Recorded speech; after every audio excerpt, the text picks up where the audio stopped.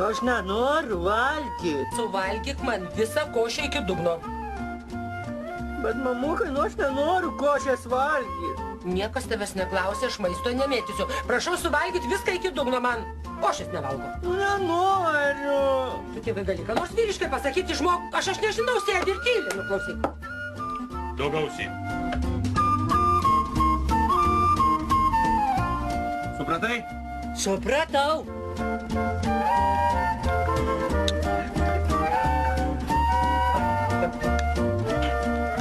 Gerai, tetokai, varau aš į mokyklą, gerai?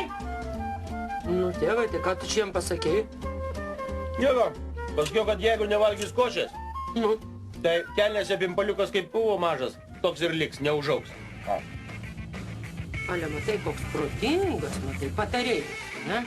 Tai Kas čia dabar? pats ko vaikystėj košės nevalgiai?